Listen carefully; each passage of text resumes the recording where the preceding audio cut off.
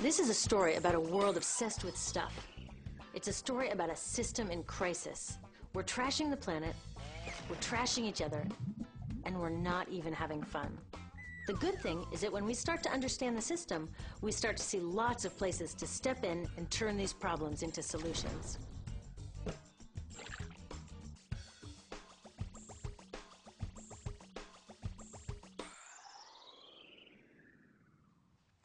One of the problems with trying to use less stuff is that sometimes we feel like we really need it. What if you live in a city like, say, Cleveland, and you want a glass of water? Are you going to take your chances and get it from the city tap? Or should you reach for a bottle of water that comes from the pristine rainforest of Fiji? Well, Fiji brand water thought the answer to this question was obvious, so they built a whole ad campaign around it. It turned out to be one of the dumbest moves in advertising history. You see, the city of Cleveland didn't like being the butt of Fiji's jokes, so they did some tests, and guess what? These tests showed a glass of Fiji water is lower quality, it loses taste tests against Cleveland tap, and costs thousands of times more.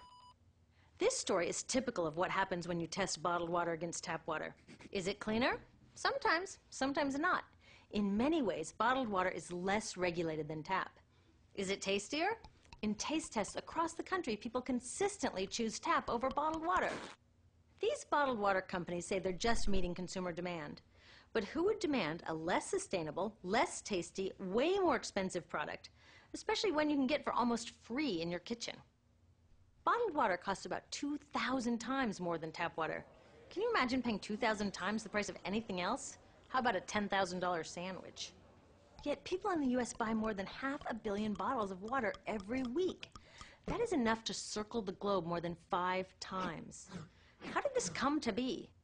Well, it all goes back to how our materials economy works, and one of its key drivers, which is known as manufactured demand. If companies want to keep growing, they have to keep selling more and more stuff. In the 1970s, giant soft drink companies got worried as they saw their growth projections starting to level off. There's only so much soda a person can drink. Plus, it wouldn't be long before people began realizing soda is not that healthy and turned back to, gasp, drinking tap water.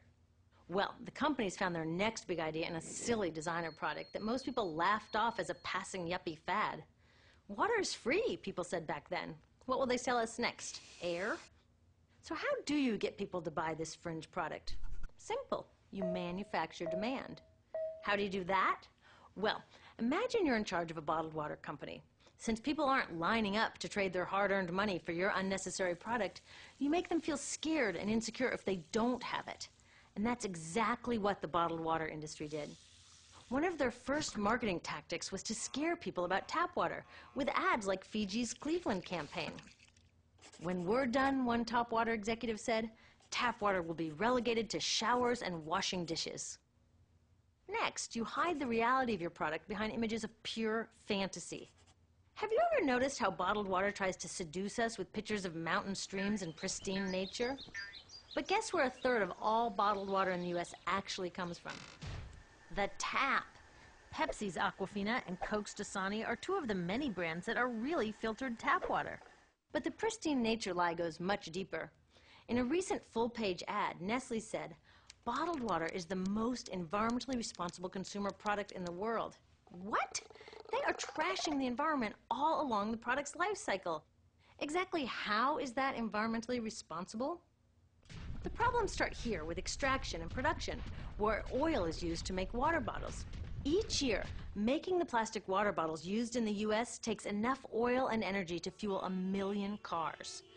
All that energy spent to make the bottle, even more to ship it around the planet, and then we drink it in about 2 minutes? That brings us to the big problem at the other end of the life cycle, disposal. What happens to all these bottles when we're done? 80% end up in landfills, where they will sit for thousands of years, or in incinerators, where they are burned, releasing toxic pollution. The rest gets collected for recycling. I was curious about where the plastic bottles that I put in the recycling bins go. I found out that shiploads were being sent to India, so I went there. I will never forget riding over a hill outside Madras, where I came face to face with a mountain of plastic bottles from California. Now, real recycling would turn these bottles back into bottles. But that wasn't what was happening here. Instead, these bottles were slated to be downcycled, which means turning them into lower quality products that would just be chucked later. The parts that couldn't be downcycled were thrown away there, shipped all the way to India just to be dumped in someone else's backyard. If bottled water companies want to use mountains on their labels, it would be more accurate to show one of these mountains of plastic waste. Scaring us, seducing us, and misleading us. These strategies are all core parts of manufacturing demand. Once they've manufactured all this demand, creating a new multi-billion-dollar market, they defend it by beating out the competition.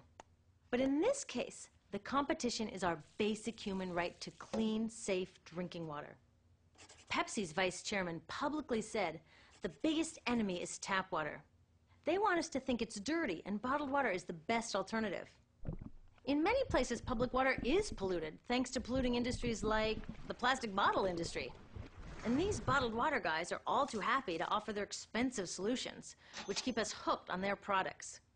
It is time we took back the tap. That starts with making a personal commitment to not buy or drink bottled water unless the water in your community is truly unhealthy.